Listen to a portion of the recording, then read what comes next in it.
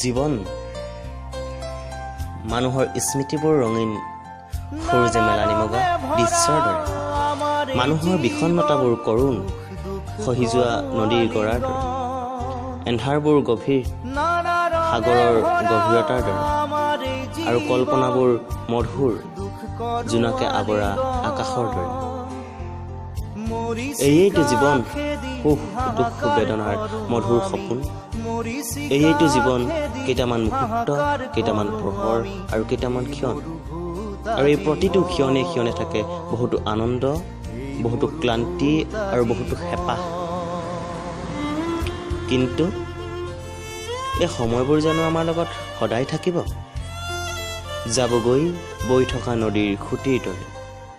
যাবগৈ অজান ঠাইৰ পৰা উৰি অহা পক্ষীৰ দৰে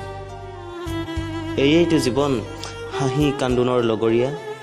এইটো জীৱন বতাহৰ লগতে ভাহি অহা নিশাৰ শেৱাৰী ফুলৰ গন্ধৰ দৰে খন্তেকীয়া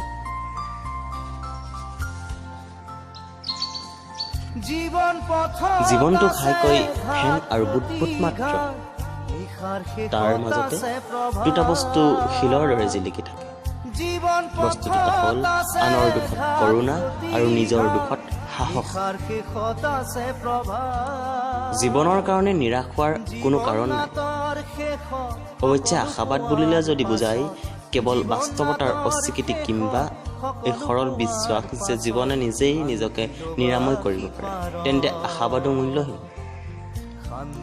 জীৱন সম্পৰ্কে জৰ্জ এলিয়টে পোষণ কৰা এই মনোভাৱেই শুদ্ধ